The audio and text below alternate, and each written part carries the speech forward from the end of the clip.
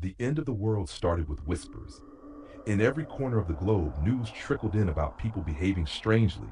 A man gnawing on his wife's arm in Beijing, a commuter mauling passengers on a London train, a family barricaded in their Florida home, begging for help as something thumped endlessly against their door.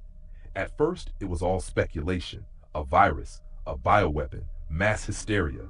Then the footage started to spread, viral in every sense. Grainy videos showed bodies shuffling down highways, their flesh slack and their eyes empty. No explanation followed, only terror. Day one, the beginning. Brian watched the footage from his living room, the glow of the TV casting shadows across the cluttered space. He'd been avoiding work, hoping this zombie thing was another internet hoax. But as his screen filled with footage of overrun hospitals and frantic news anchors, denial crumbled into dread. "It's everywhere," the reporter said, her voice trembling. "Authorities urge people to stay indoors. Do not engage with anyone exhibiting violent or erratic behavior. Lock your doors. Protect your families." Brian's hand hovered over his phone. Who should he call first? His sister Sarah lived across town. Had she heard? He dialed, but the line went dead after a single ring. Swearing, he glanced out the window. Suburban streets, usually buzzing with kids and dog walkers, were eerily still, as if the sky a bruised gray. A single man stumbled in the distance, his gait jerky, as if he was drunk or injured. Brian locked the front door. Day two, descent. By morning, the power had gone. Brian's fridge hummed faintly before falling silent, the spoiled odor of yesterday's groceries already seeping into the air. Outside, distant screams punctuated the dawn. He kept his curtains closed, though the temptation to peek gnawed at him. A figure shuffled past his driveway, its shadow stretching unnaturally long against the cracked pavement. Brian's throat tightened. The man outside wasn't walking like a person. Not entirely. His head jerked to one side with every step, neck lolling like a broken toy.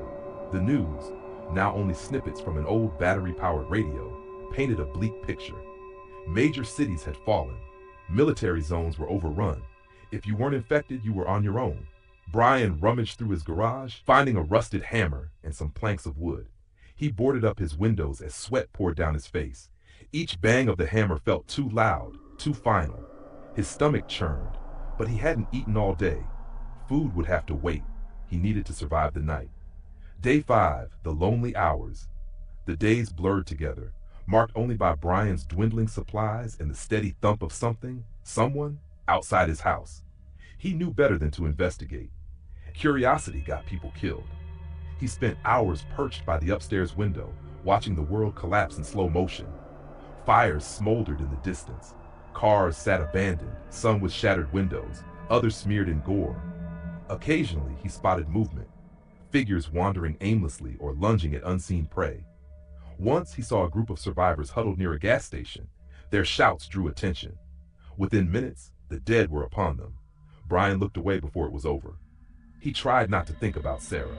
She hadn't answered his calls, and he doubted she ever would. If he lingered on her too long, grief clawed at his chest, threatening to undo him. Day 10, an unwelcome visitor. It was just after midnight when Brian heard the knock. 3 sharp raps, urgent but measured, not the aimless pounding of the infected. His heart raced. Someone was out there. "Help, please!" The voice was female, trembling but clear. Brian froze. He'd heard stories on the radio about survivors tricking each other, using desperation as bait. But what if she was genuine? Could he live with himself if he ignored her? He crept to the door, his hammer clenched tightly. "Who are you?" he called through the wood.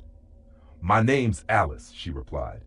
"I've been running all night. Please, I'm not one of them."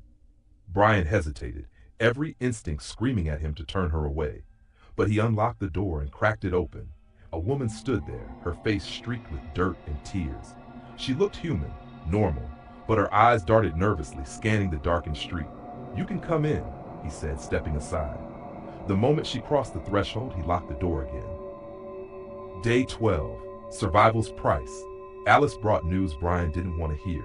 The infection wasn't slowing. Cities were gone.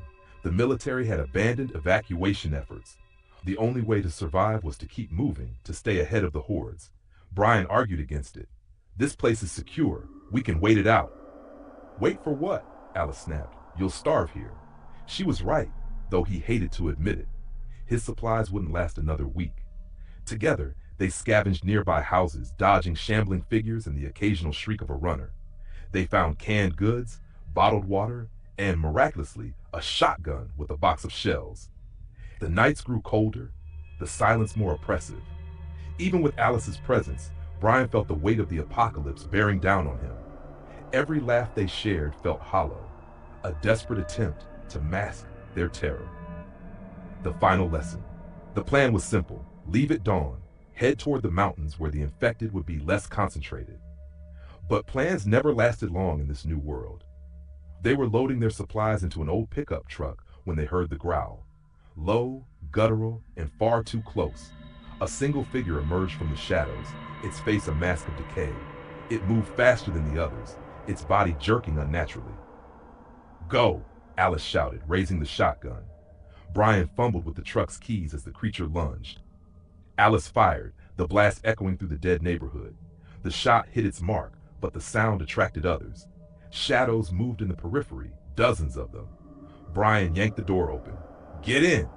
Alice hesitated, firing one more round before scrambling into the passenger seat. Brian floored the gas, the truck lurching forward as the infected swarmed. They hit several on the way out, bodies thudding against the metal. The road stretched endlessly ahead, littered with debris and the occasional flicker of movement. Brian kept his hands steady on the wheel, but his mind raced. Was there anywhere safe left to go? Could they outrun the inevitable? Alice leaned her head against the window, her expression unreadable. "What do we do now?" Brian asked, his voice barely above a whisper. She didn't answer immediately. When she did, her tone was hollow. "We survive." The truck roared into the unknown, carrying them toward a future as bleak and uncertain as the road ahead.